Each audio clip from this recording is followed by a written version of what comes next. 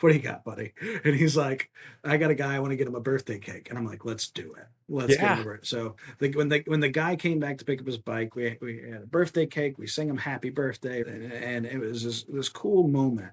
And that guy's not going anywhere else. Yeah. Right. No Yeah. way.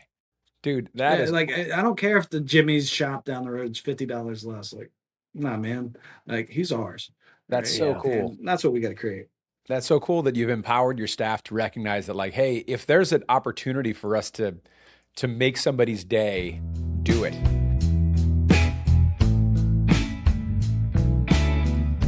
So today on the show, we have Stephen Kirkland, the general manager of New Orleans Harley-Davidson and Mobile Bay Harley-Davidson, part of the Elite Dealer Group.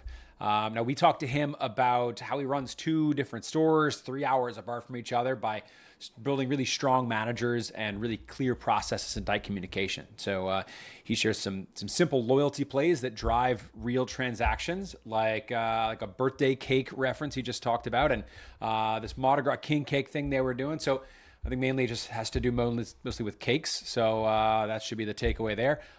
He also talks about the time that he changed his name legally to Texas Harley-Davidson. You got to stick around for that one. It's a phenomenal story. And then we dig into kind of transaction declines and how to reverse that through kind of a CRM focus and social media and personalized events.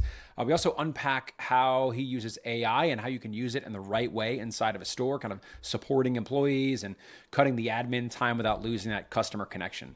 So his kind of daily 30-minute training system, his service repair order growth strategy. I mean, there's a ton in this episode that'll be a really great listen as you're running your own stores. So please like, subscribe, and share the show. It really helps us out and allows us to keep the Dealer Lab conversation and the experiments going. So also, if you have any suggestions on guests, subjects, experiments that we should run in the Dealer Lab, please email us at dealerlab@ownex.io, OWNEX.io. And in the meantime, I hope you enjoy the episode. Excited to see her. I'm especially excited to see that you're filming on a flip phone. I haven't seen that level of video quality in a long time. It's pretty cool. That's how we roll. That's great. That's great. So wait, today you are in Mobile? Yeah. Yeah. Nice. Okay. Well, I guess we'll start off with you're Stephen Kirkland. That's exciting. Yes. Stephen, you are the general manager of how many stores? 2 stores. 2 stores. How is that? That is hard. Is it hard to be the guy in charge of 2 stores that are what, 3 hours away from each other? No, I mean, like I think if you have good people, it makes it easier, right? Yeah. So and I have some really good people working for me now. Granted, I think everything comes with its challenges, Yeah. right? Across anything, but Well, I think we if you all have know it's processes- real. It's all really it's really easy to get good people, right? Fall out of Yeah. trees. That's the first lesson of the day. Just go get you some good people. Everything's easy. If you get good people, everything works out, right? Yeah. So just find them on the good people tree. Yeah. And, you'll be there. I have not found that tree. Apparently, it is nearby. Since you are very Yeah, close. it's to in New us. Orleans. Yeah, Right? yeah. Yeah, it's So right there. You're running Harley-Davidson in New Orleans and Mobile Bay Harley. Is that the official name? What are the Yeah, official names of that's them? correct. Okay. New Orleans Harley-Davidson and Mobile Bay Harley-Davidson. And we have, what's the 2 group called? t-shirt Elite shops Dealer? as well. What's the name of the group? Elite Dealers. Nice. Elite Dealers, yeah. Are there only those So 2, or do you guys have more in the group? we have one more in Columbus, Georgia. So Oh. Rally Point Harley-Davidson as well. So, but I'm not Very incorporated cool. with that one. So that's got 1 GM. You were the lucky guy to be 2 location GM. That's it. That's it. That's me. How long have you been running both of them? Super. Since the end of 23, I think I've had both. Wow. So yeah. And it's So going to it's been stay in that way? Mobile. Yeah. I mean, that's the goal. Honestly, like I have 2 really good GSMs, and then I have 2 really good service managers. So like, and as well as apparel. I mean, my team's good. I think anybody you can manage. Probably 6 people, probably max, right? Yeah. And as long as you have a really good core group of people, I think it works. I think if I went to anything further than that, I'd probably have to change some structure. But Yeah. right now, Did I you think it did you works. find these people, or did you come into those roles with this talent's already in there? Some within and some I brought with me. I think anytime you're coming into something, I think there's an opportunity for a culture change, and that's when you bring people from the outside, and then whenever there's culture's kind of set, you promote from within. So Yeah. my sales manager at New Orleans when I first came in over there in 21 was a sales guy, and he's worked his way up through there, and I trust the guy completely. And then the other sales manager, I've known him for 15 years. I've known Nice. him for a long time. So Nice. And how long have you been over at New Orleans now? it's 21. So shortly after the end of the COVID era, Yeah. right, I came to the city of New Orleans again. So So where I'm from. So it's kind of like hometown hero coming back. I feel like I love it. yeah. Yeah, actually, it's nice to have you back. It's your presence in New Orleans Yeah. it's very nice. Yeah. Thanks for being here. Speaking of which, it's Yeah. Thursday, 2 days after Fat Tuesday. What was your Mardi Gras like? Were you in Mobile, like as they call it, the originator of Mardi Gras, or were you in New Orleans? Buddy, they're proud of it over here too. Don't get that twisted. They will tell you. Yeah, Everyone don't bring it up. But Don't bring it up to anybody Yeah. when you're in Mobile. They'll get after you.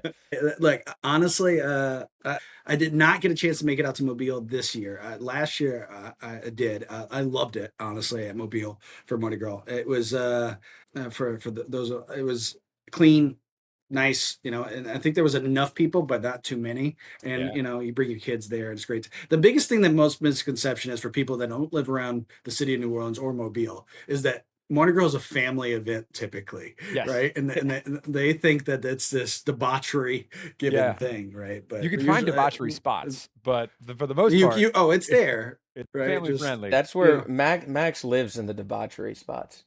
That's what he It loves used the to. most. It's the family friendly spots now. We visit the debauchery spots on Fat Tuesday. That's what we do. That's our go-to. Yeah. So where'd you spend Mardi Gras Day? Were you in New Orleans?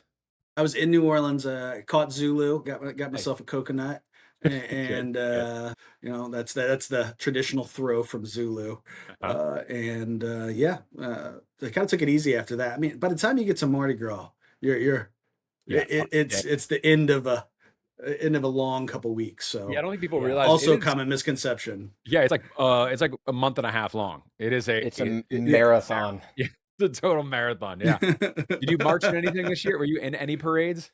I was not in any parades this year, no. But maybe St. Patty's Day. Yeah. Well, so Danny, I don't know if you knew this. I don't know if I even told you this before. So Steven and I used to work together at Garage Composites. That's actually how we met each other originally. Was Yeah. working at Garage Composites. And I have to. You said you're an open book. You'd answer anything. So you have to answer this one. I still have a really hard time not calling you Tex. So can you please I got it. tell Danny the story of Tex? Yeah, no problem. So I had I'm trying to make sure I don't curse. In it. No, So you when can I curse. say this. So, You can say as much as you want. I'm trying to keep myself. I was working in Texas Harley-Davidson dealer. The owner of the beautiful dealership, dealership, his by the name way. was. Yeah, it was. Well, this was before we got to the beautiful dealership. Oh, So okay. this was huge. this was in this was we were in a growing phase there before we could get to the big spot, right? The plans were being laid, and the owner of the dealership was a big guy on like prop bets and betting stuff. So he came into the office, sales office one day, and he goes, hey, and he's just smiling there, right, honestly. And I go, what do you want? I'm working here. I got stuff to sell, things to do. And he's like, nothing. I was like, I'll play your game. What do you want? And he goes, how much to legally change your name to Texas Harley? And I said, first name Texas, last name Harley, no shot. My name means a lot to me, not doing it. And he threw out a number. And I said, not enough. No way. Not going to happen. And if you ever really want to get an owner of a dealership going, tell them they don't have enough money to do something, because the number got more, and then the number got more, and then the number got more. And at that point, the other sales manager next to me, he goes, I'll do it for them. And I looked at him and I said, look, there's no way your wife's going to let you do it. And he's like, well, I'm going to call her. And so first person to shake my hand makes it happen. So he calls his wife, and she's I can hear her yelling at him through the phone, and he's like, I told you, stay out of my business there. And he's like, well, I was not going to hide in this. And I called my significant other at the time, and I go, hey, she goes, we want half now. She goes, you're just this little schmuck anyway. Like, let's tell me what half now. And I said, okay. She says she wants half now. Deal. All right, cool. So for one calendar year, I changed my name to Tex Harley. It actually worked out really good for me. Because this was like the time they started taking me out to 20 clubs and with adults, and I think it was just so he could be like, hey, here's my dancing monkey, look what I did. Yeah. Right. And Do but literally anything. nobody would nobody might have remembered me as Tex or Stephen Kirkland, but everyone remembered Texas Harley, right? Yeah. So it was cool going through like these higher executives at meetings and stuff and dealer shows. They'd be like, "Hey, what's up, Tex? Like, Yeah. what's going on, man?" Oh, well, I mean, It's cool. obviously everybody's going to want to know what the number is. We can edit it out if you don't want to say it. Yeah. Well, we'll leave it. We'll leave it to people's opinion. I'll tell you after. Okay, all right. All right. In the comments, put what you would change your name for. How much you would that.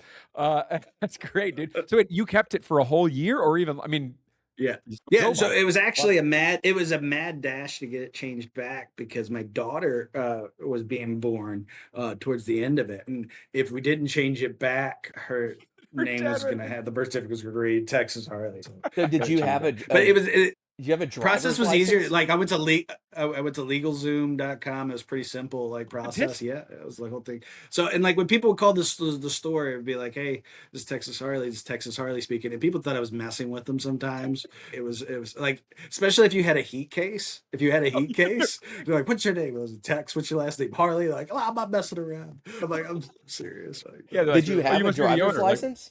yeah. No I'll see way, if I can send really? it to you. You went through the whole It was thing. somewhere. You changed your the whole Costco thing. membership card and everything. I don't think I didn't go that far. Okay, like let's not get crazy Whatever. here, Max. Yeah. But Not giving up everything. Wow, man, that's that's good. great. I mean, what a good story. I had no idea that. I mean, it makes sense, right? That's when you start going to 20 clubs, start meeting people. Like that really did put a footprint, your footprint on the industry. And I feel like you've done some incredibly cool stuff since then. Yeah, I did some pretty cool. Like I think I was cooler back then than I am now, to be honest with you. I mean, I was wearing Gene Simmons cod pieces and all kinds of crazy stuff. We had it was a wild time right there for sales management, and Yeah. Those so are the now I'm days. And kind of now boring. But you're just bringing your kids to Mobile, Mardi Gras because it's tamer. yeah, that's That's what it. it is. So We're all Good, in the good. same. I've got other Texas Harleys now in the works, so Oh, I good. Are guess you that's trying to the convince things, right? other So boys? maybe I'm the creator now, like I'm Dr. Frankenstein. You could go Uh, buy other people but off now, buy their names from them. I think Yeah. that's what I'm trying to get to. Be the guy that's actually paying people to do dumb things. That's great. Okay, so before we get started, usually we send out a little survey to ask, hey, what are some of the things that you're thinking about or doing, or what are some changes you're making in your store? Yeah. And you had mentioned AI, and of course, that's the hot button for everybody. I like your take on it. Please tell me what obviously it's everybody's talking about it. How does it actually work in a store? Are you guys using it? What are your thoughts? Yeah, like I think I'm enamored with like everything techie there that comes in, and the same token that I have to resist the touching everything whenever it first comes out. I was really looking at ChatGPT and like this is really cool, and texting has always been a big function of mine, but what I realized was that bad AI right there sucks, and that Yeah. can completely tank your customer base, especially at conversational points with customers, because I think people are getting to a point to where you're getting mass text messages constantly. You're actually seeing open rates decline on text messaging going forward because Yeah. of so much mass stuff happening with it. And it's not a huge thing. I mean, text rate is still a 90+% open Yeah. rate, but I think it's important that we're going forward and we're looking for individual and I think authenticity is Yeah. probably the biggest thing going forward. And I think that is what's valued. So I think it can be a help, but I don't think it needs to be the star of the show. I think your team does. Yeah. What's the type Going of help forward. that are you guys using it now? What's the type of help you're looking for? What are you thinking? Yeah. So, great thing is you've got a tremendous amount of people that you're trying to reach out to more now than ever. So Yeah. we're trying to meet customers and earlier in the process than before. And transactions have declined in stores, at least Harley stores, since 2014. And every year it's 10%, 10%, Really? 10% drop. It's a So stair step the so, whole so way. Yeah. yeah, or the whole way. And I think that, some people are like, oh, well, transactions in stores and the dealer network's declining. I think it's more that the customers are evolving in a way. And after COVID, we saw a precipitous drop and obviously transactions everywhere. And we did not see a revolution of that back in any business, I don't think. Hmm. I think really was the customer has started consuming social media so much more that they're meeting you on social. So, Yeah. I mean, I was a big enough benefit to be in the industry whenever the internet was coming along into the business. And You're not that old. because of Come on, that, Tex. I mean, I'm just saying it was. I mean, look, Yeah, if you're new to talking, our industry. There you go. There you go. yeah, it Yeah. was automotive. I mean, like it was okay. Now we got Carfax, and the Yeah. customer is no longer doing their research phase in the dealership. Now Yeah. they're there for your buying. Well, I don't even think they're doing the greet in your dealership anymore. I think they're greeting you with That's a before they really even good hit your point. store, That is and such a good point. being Completely agree. being able to talk to those people. I mean, it matters. So, That's crazy to think about that way. You're so right. It used to be that research people came in to learn about motorcycles or cars. They came into the dealership to learn about cars yeah, to then yeah, eventually be sold on the car or like build the trust to get to sell on the car. And you're right. It's yeah, the research is done elsewhere. The only reason to come to the store is to purchase, and even the steps of the sales process are being slowly picked apart and removed from actually physically being in the store. So when you're not there, how do you manage that level of customer interaction? Like making sure the greet is happening externally. And is that do you see that as just a social media component, or do you see that as like having BDCs or salespeople actually like calling and right. texting? And what does that look like to you? Right. So I went through this evolution. About a year ago, I came to a head with me and I said, hey, I'm going to reverse the transactions in the dealership. Like I'm not gonna let the stair step continue. So I'm gonna take the line is here. We're going back. And the first thing I did was I threw these huge events like we used to do in the back in the day. Yeah. I mean, I'm spending tens of thousands of dollars to bring people. And guess what? Sometimes it would hit, sometimes it wouldn't. Right. And I Really? realized that, and I leveraged everything. Max, you know me, man. Like Yeah. I'm not someone who half steps something. You changed your name. I changed my name. Like that's the guy I am. Yeah. Yeah. So I didn't half step this. I pushed all the way deep, and it didn't work. So I said, okay, what else are we gonna do? We have to adjust.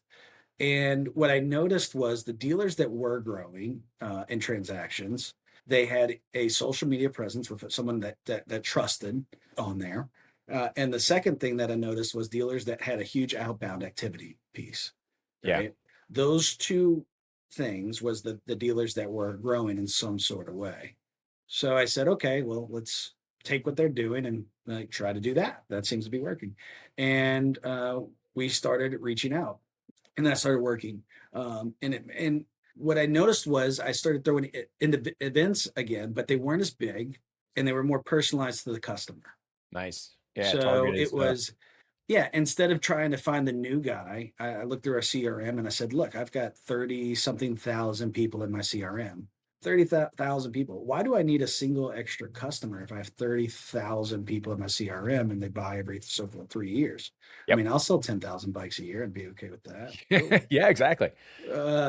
Awesome. And I trimmed that list down and realized that I only had like 8,000 customers at the end of the Who are day, bike right? That buyers that that showing up. by people like that.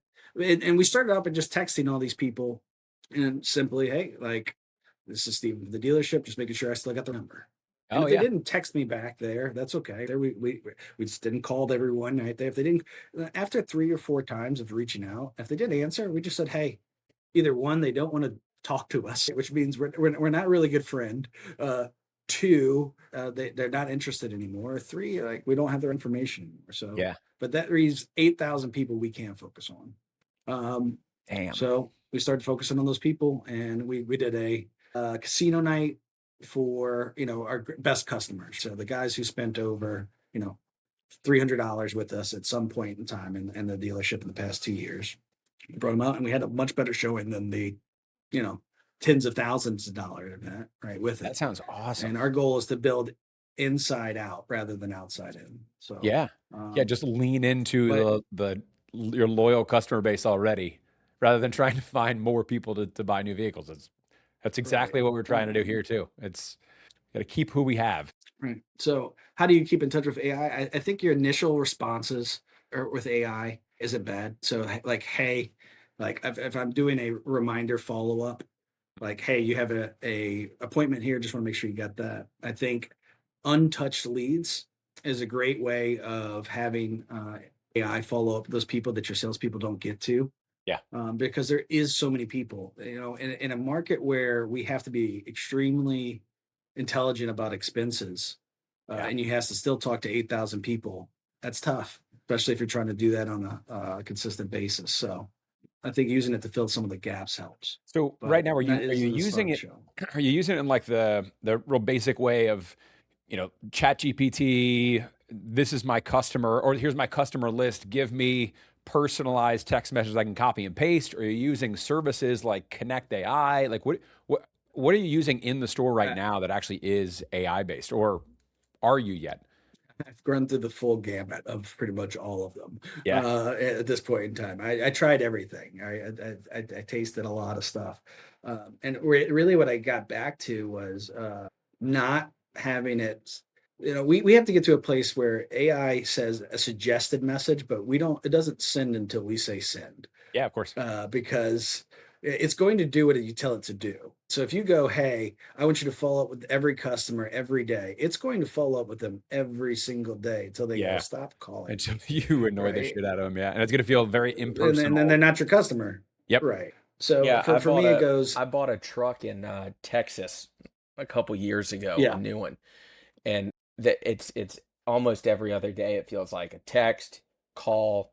Hey, we need you to come in for your first service. You haven't been in yet, and I've told them yeah, about five yeah. times. Look, I live 800 miles away. Like I'm Mhm. not coming in. Still on the list. So now I don't like them because of that. Yeah. Yeah. So how Right. do you make sure And, that, and and look, you were an advocate, and now you're not, Danny. You know what I'm Exactly. saying? And Exactly. yeah, it can They're right, not swing the listening. other way? They're and not listening to me. you have to be heard, and Yeah. and Yeah. and that's the piece. And AIs might be good for sending out a message, but they're not good at hearing and understanding, Yeah. right? Yeah. A human. Yeah. So I do think you're right. The way you're looking at it is same way we look at it is the AI is used to make the employee's job easier, not to replace the mhm, employee, but to make agreed. them more efficient and faster. Because I know I've said this a million times, but I've got a friend who came into the store and once told me that he feels like he's distracting my staff when he comes in.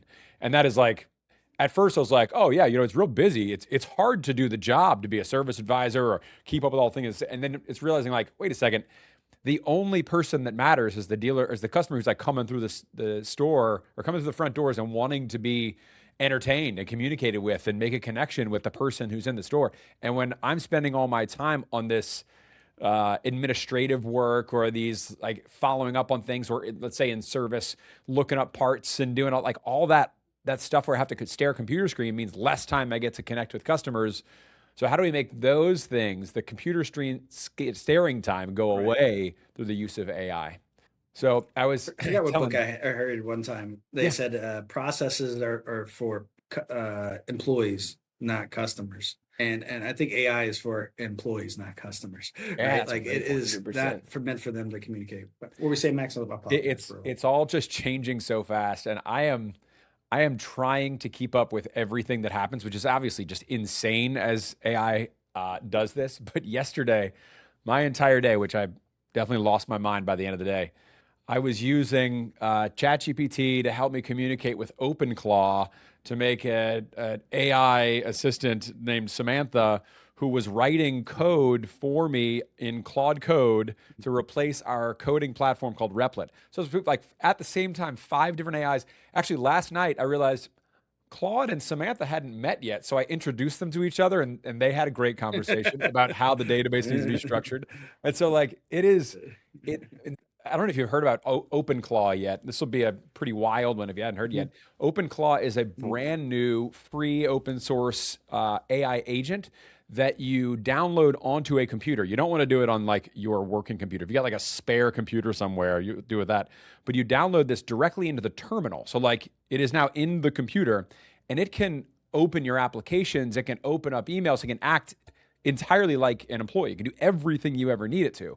And so you communicate to it through normal channels. Like you can set up iMessage to it. You can set up I communicate through Slack to it, but she's got an email address. She's got like, we communicate as if she's an employee and now she can execute things on our behalf. And so the things that we're having her do are like reports are a great example. Like, all right, I need to take this P&L. I need to break it down into this particular type of report, be able to send it back. Or better yet, the GM here at Moto Julia, John Franco. John likes using a service list for the service advisors in a specific format. So forever, I had always taken this exported CSV file, like just export the service list in whatever way the DMS gives it to me. And then I have to reformat it in a way that looks better and then print it out as a PDF. And it's just an easier way to follow along, to make sure the whole staff knows what's happening. And it just leads the conversation. It takes me 30 minutes to build it every time. Instead, now we can literally train this AI to make that happen, which means that 30 minutes a day, now we don't need to do anymore. We literally send an email to a fake person with a CSV file and it kicks it right back to us and says, here you go. And so that's, I think, where we're looking to is I need to replace the boring shit. I think an important thing to say in that, Max, is that it takes you 30 minutes to do that. True. Training somebody on the staff to do it, I mean, it's going to take them upwards of an hour. And we all know what happens whenever you introduce a process that's not easy to tackle. Yeah. They stop doing it. So like that process, unless, if you wouldn't have built this thing for them, they would have just stopped doing it. Yeah. As soon as I would have done it for a month or two, and then it would have fallen by the wayside. If a service advisor quit or a service manager left or whatever, it's just gone. So it's about making these processes repeatable so that honestly anybody can do it, not somebody that's, training and experience. And it's the boring, repeatable shit that employees don't want to do, that they fall out of love with the dealership because of, and then that passion never gets back to the customer. So how do you automate the boring and keep the exciting stuff with the staff? I think that's it.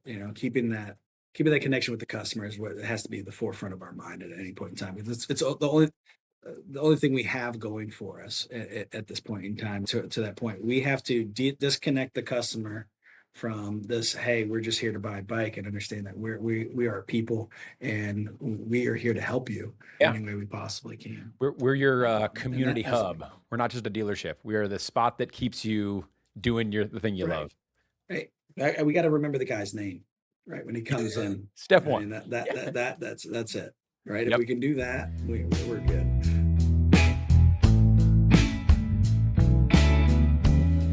Most dealers think they know their opportunities. They know that service could be tighter. They know that inventory could turn faster. They know there's margin hiding somewhere, but they get stuck in the swirl. The daily noise and the fires and the interruptions, the kind of urgent things that keep you pushing all the important ones further and further down the list. And Onyx Immersion is built to cut through all of that. We take a full operational snapshot of your dealership and rank the opportunities based on the highest return on investment over the next 90 days. So there's no guessing, there's no opinions. It is ranked, prioritized, and structured. And just as importantly, we help you stay the course so you don't drift back into that swirl.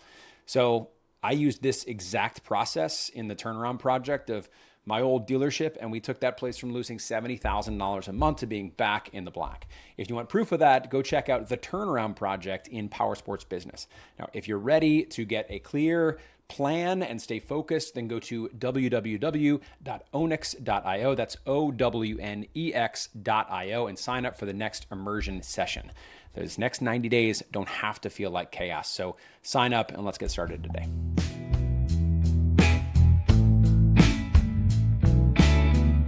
Well, dude, what's been keeping you up at night with the stores? What's been, you're in Mobile right now acting as a sales manager. You got a sick sales manager, or what are you doing these days? They had a personal issue. He had to go take care of his family. So hopefully everything's good. Yeah. But I enjoy it. And I'd say the fact that I'm not to be everywhere, and to understand that it's constant training. It's constant training and making sure that we're communicating clearly with our teams. At this level of leadership, you can accomplish, I was talking about partners the other day. We got finished with a big meeting, and we spent the whole 2 days with our management team, and you can imagine all the ideas and initiatives and everything that's coming out of this 2 days of taking the time to do that. And thank God my partners and me are, big enough to see that's an opportunity. Yeah. But also we're talking about, it's like, well, let's do this, let's do that, let's do that. I said, look, if we can accomplish three things out of Yeah. this entire meeting, we're winning. Yeah. So I think it's canceling out all the noise is what keeps me up. It's all the noise that's coming in and all the new ideas and all the and Yeah. to be able to filter that stuff out and go, these are three things we're focused on. Does it compute or does it not? And if Yeah. it does, it's to the wayside, at least for now. And we have to focus on these things that we need to accomplish. That's Everything's dragging your exactly, attention. that was the approach that we took when we were turning around Moto Julia. It was like, especially to step in when we stepped back in here, the GM quit, the service manager quit, the service advisor quit. Like it was like Yeah. mass exodus, and then we had to lay off some people Been there. because they were doing shit they shouldn't be doing. Yeah. And so it became like such a skeleton crew. There's me and Danny just like hanging on for dear life.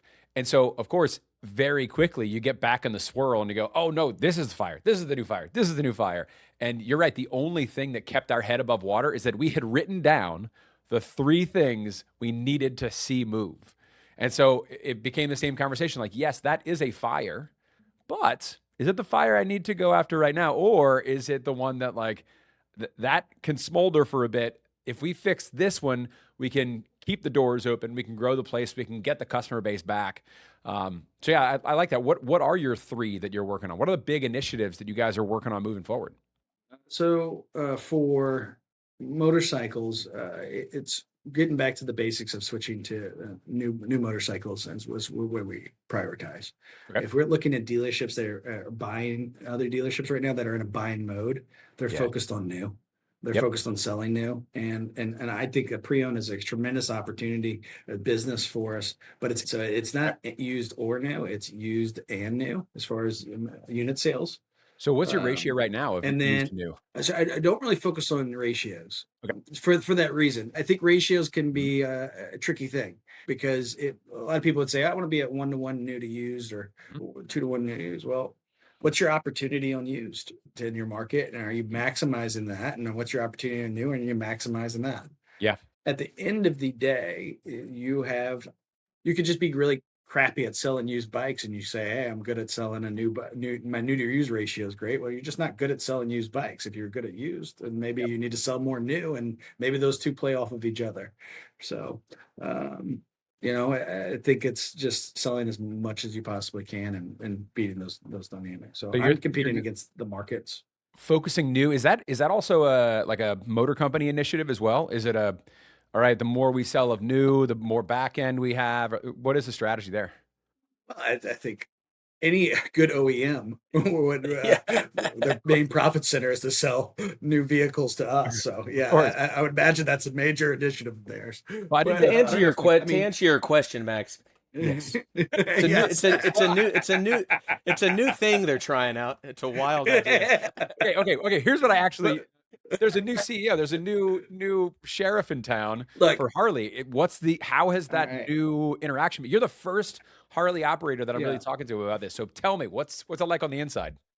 Okay, I'll give you behind the curtain on this. Honestly, I have reserved opinions right there because we're still early on in this process. Yeah. In the same token, I will say that we are doing things right, and he's approaching it like I would, which is first I'm going to listen, right? And he's done a lot of listening, and he's picked some things to start moving. But I just had a meeting with my district manager today. Yeah. And the first thing she had was, hey, we want to start working on some initiatives within the dealerships. The last time I was here, it was more directive, and this time I want to be here. It's more collaborative. Versus the instructions that she's been given. So the question was, what are you working on? And I was like, oh, That is a great question to ask what I'm working on rather than this is what you should be doing. Yeah. Right. And with no thought. And, I kind of gave her the commitments that, we were working on. And she goes, hey, that's perfect. That lines right to your point. Yes, we'd like to also sell new motorcycles. Great. This is how we're going to do it. And this is what we're trying to accomplish. And how can we assist you? Those things are great. And the DAC, or the Dealer Advisory Council, they have more of a voice now, right? Wow, that's so great. So it's not just a speaking head. They're getting things done, and you can see actions coming from the directives that they're pushing forward. So I mean, I feel like I'm optimistic. I feel like Harley really didn't have a choice but to go that direction, because I mean, it got pretty salty at the end of the last administration. If I'm not mistaken, outsider looking in. I mean, we heard from multiple Harley dealers that were not happy. They did not feel listened to at all and railroaded. And we heard some pretty wild stories, honestly. So that's great to hear, but it's also like they had a mutiny on their hands otherwise. Yeah. Well, I think our customer base and somewhat felt that way too, right? Yeah. So I think it's crazy. It's our job when the customer base knows how. When the customer base hates the CEO, that's a wild situation. Like, the customer shouldn't know who the CEO of the motor company is. Like, that's not something that anybody should have to worry about. Yeah, it's great to hear that that's actually turning a corner. At least they're listening. Things are potentially changing. Yeah. So, what kind of support are you getting from them? Anything interesting and new? And other than listening, are you noticing a change? So we've had a lot more dealer promotions and dealer incentivization. Like they've been a big dealer advocate since Artie took over. And the main initiatives that my DM shared with me today from them is dealer profitability, right? And truly, I mean, that's the way it should be. Whenever I'm leading my team, I was talking to my salespeople the other day, and they were talking to the sales manager. I go, this is I said, talking to them about the sales manager. I said, hey, how many bosses does Skinny have? Here's my sales manager, and I'm asking the salespeople, and they said, oh, well, he's got you, and he's got Bob and Andrew, my partners, and he's got them. And I said, no, you guys are his boss. You are the ones who hold him accountable, and we kind of do bottom up leadership. And then I answer to him. So constantly he's asking them on a daily basis, what can I do for you? Right. Yeah. The initiatives, they're educated to what needs to happen. How can I help you get there? And that's the questions I'm asking him. And that's the questions that, Bob and Andrew are giving me, and they should be asking our customer base that. So I think Harley's doing it because they're asking, hey, what can we do for you? Right. And that completes that chain of what we need to accomplish. That's really nice. It's quite poetic there. Good job there, Stephen. Yeah, that's me. I'm a poet. Stephen the poet. Okay, so we talked a little bit about slowdown in transactions and bringing people back through. I want to get more into kind of, you talked about training and consistently training and process with your team. How often are you training? Are you doing the training? Who's a part of that thing? And what are you actually working on with them? It's building blocks every day. And, I do a lot of the training. I do. And it's something I'm very hands-on with. And it's something I take seriously, because what I noticed was we started having a lack last year, like in production. And, I felt like, the comfort started being complacency in things.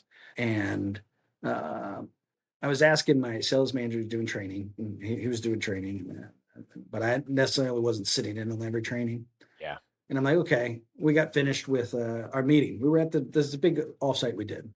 And he's like, you know what I need? Like this big 52-week like training thing that tells me what to do. And it's like, oh, you mean like the thing I sent you that has like a detailed 1-pager for each week of the month, like for every department right there that's been done like plenty of times that you have. And he's like, oh yeah, that thing.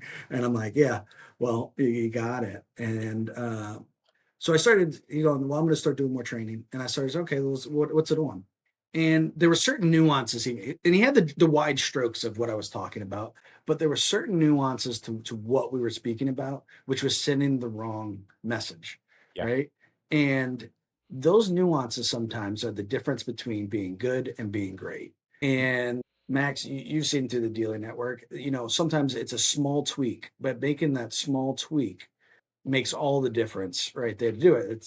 It takes you from 211 to 212 degrees, Yeah. steams there, a locomotive's moving, all those things are happening because of that tweak. And what I noticed was once I started training him and taking the time to train him really well and making sure that to really be diligent on that stuff, all of a sudden our numbers upticked Yeah. dramatically. Yeah. And those small pieces weren't getting through. So you have to earn that right. So your trainings, I mean, when you do those 52 training plans with one pagers, that is phenomenal.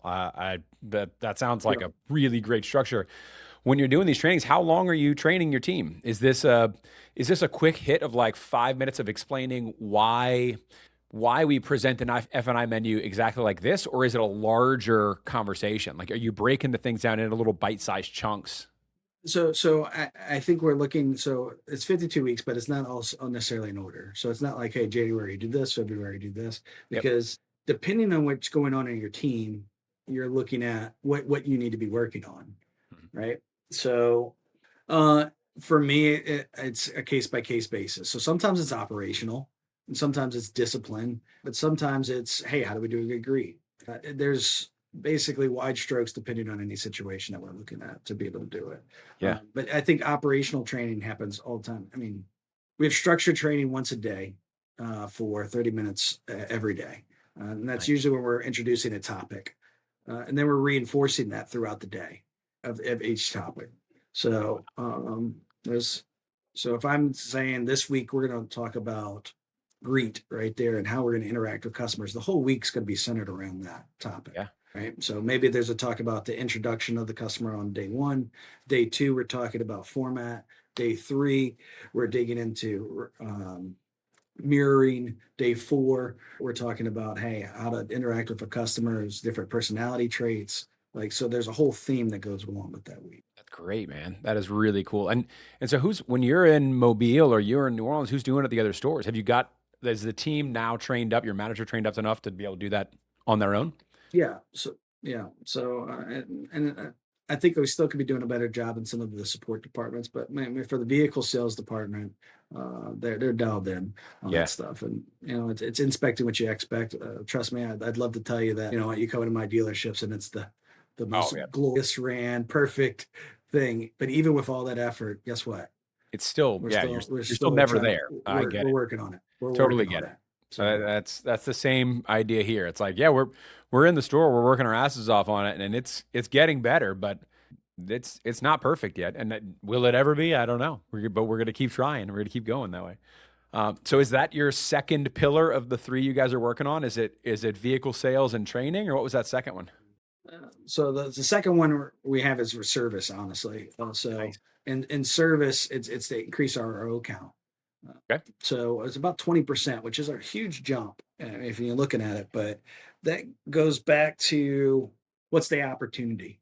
Yep. And my service manager had a tremendous idea the other day. So I was pressing him on, when the customer buys a bike, they go on a ticket to ride our customer path throughout the dealership.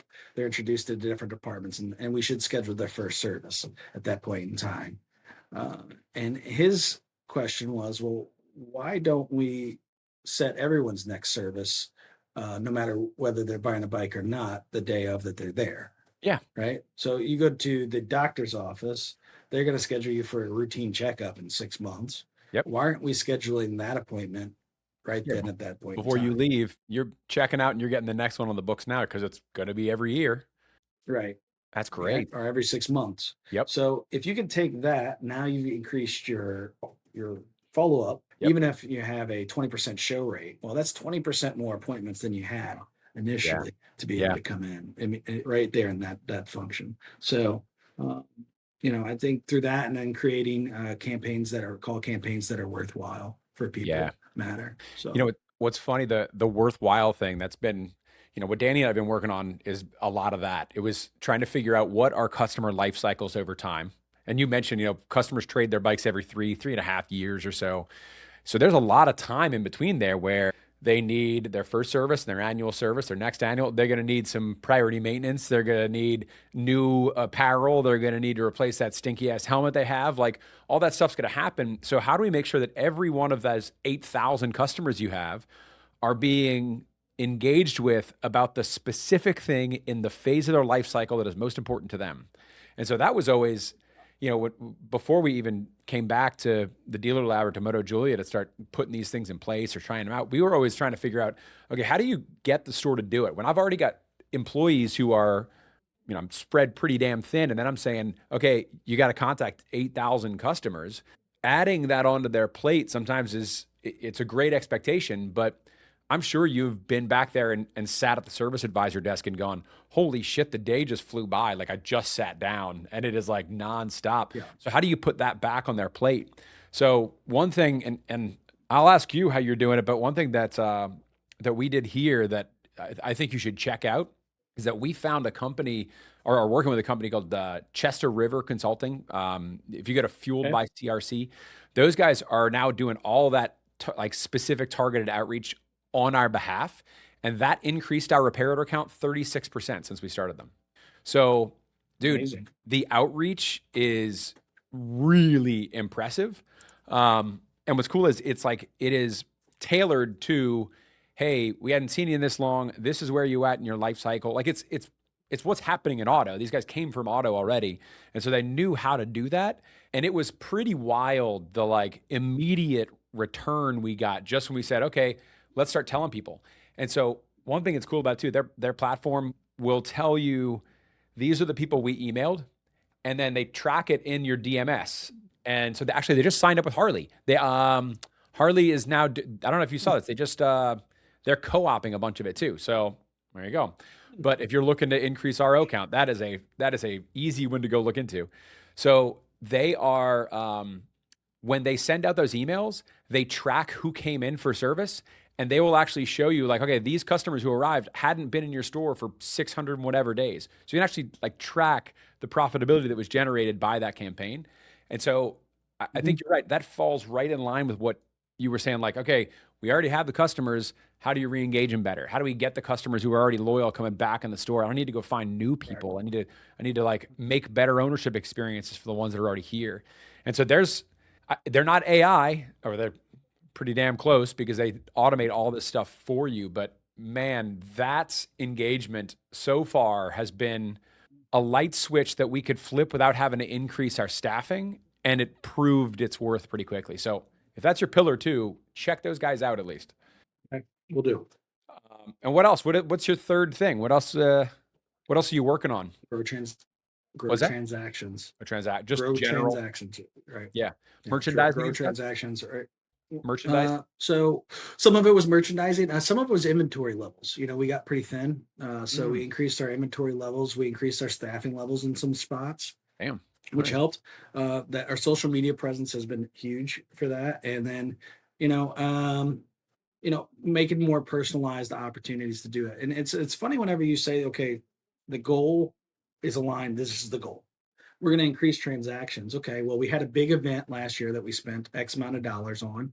How many transactions did we get from it? Was it worthwhile? Was the ROI there for the goals and initiatives that we currently have? Yeah. And when I looked at the numbers, I go, hey, that costs a lot to create that transaction, right? Yeah. We're talking $50, $60 to create this one transaction. Damn. Yeah. Right? That's a lot of money for that. If you break it down to that is the winning on it. And I go, okay, that's not worth it. Right. And although this has been a thing that we've done at our dealer for years on end, it's not anymore because it doesn't fit the initiative that we need to do. Right. But what did fit our initiative was Mardi Gras. And for those of you who don't know, it's king cakes are a huge dessert of Mardi Gras. And everyone, get your king cake in it and you have a little baby. And we partnered with the local place, Kaluda's. Well, shout out to Kaluda's King Cakes. Yeah. And we got some king cakes at about $10 a piece, and we called all of our best customers, and we said, "Hey, guess what? I got a king cake here at the shop for you. Please come swing by and pick up your king cake. No strings attached. You don't have to purchase anything. Just thank you for doing business with us." And guess what? Lo and behold, 90% of those customers turned into a transaction in the store. And another touch point for us to do. And guess what? We sell a couple bikes, we've gotten a couple things, and the ROI is there for us, and we can track it. So it's not this huge event. It's creating a personalized connection with the customer. And at the end of it, we're getting this reciprocity on the end of the customer wanting to give back to us because we're giving to them. And that's my goal, is to be like, hey, the guy comes in and he tells another beautiful story from a service department. I don't want to get on too much, but I'm so proud of the guys. I've been trying to create this culture within the dealership of giving, and believe it or not, it's tough because they've been told for years on end to take, and I'm like, no, give. Especially like a service department. I'm like, what? You completely ruined me. But one guy had said he had never gotten a birthday cake. Like, and he was talking about they started talking to him about birthdays. Like, never got a birthday cake.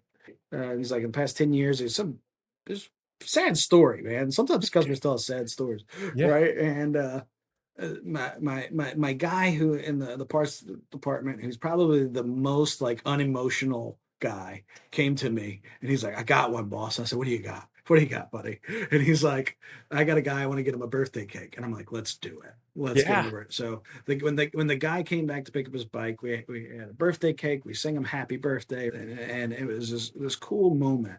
And that guy's not going anywhere else. Yeah, right? No way, dude. That is like, I don't care if the Jimmy's shop down the road is $50 less. Like, nah, man. Like, he's ours. That's so cool. And that's what we got to create. That's so cool that you've empowered your staff to recognize that, like, hey, if there's an opportunity for us to make somebody's day, do it. Actually, have you ever read the book? You should read Unreasonable Hospitality. It's written by the guy who took over, what is it, 11 Madison Park, like one of the most famous restaurants in New York. Anyway, they ended up going really hard into this concept of creating incredible experiences, not just making great food, but when somebody comes in, like, we're going to research them, like, but when they make the reservation, find out things that are special to them and then give them those special experiences. Actually, have you ever watched the show The Bear? The Bear. That's where this whole idea came from. Full circle back. The Bear is based on Unreasonable Hospitality. And so, like, that whole, like, make it snow outside the restaurant thing, like, those little things, like, yeah, that dude is not only is he always going to be your customer because of that birthday cake, but he's sure as shit telling his friends about that. Like, that's going to make such more loyal, valuable customers. So it's really cool that you've done that. I think it's also really cool that you are at a position, you've got the team and the support where you are not necessarily in the swirl. I'm sure you get pulled into swirl because we all do, but you were able to look back at events you had thrown and get down to the details of, was this worth it or not, and make a good, informed, intelligent decision. Not just like, I don't know, throw more events, spend money. Like, you've like actually reflected on the success of something, which I think that there's not enough dealers who reflect on, did it work or did it not, and then pivot to a thing like, screw it, let's give people king cakes. Like, that is such a valuable move you made. I'll credit my buddy Charlie DeBoard. He's a CMO for a auto group, and he said we're constantly evaluating everything in marketing that comes towards us, and whether it belongs or everything earns its way every day.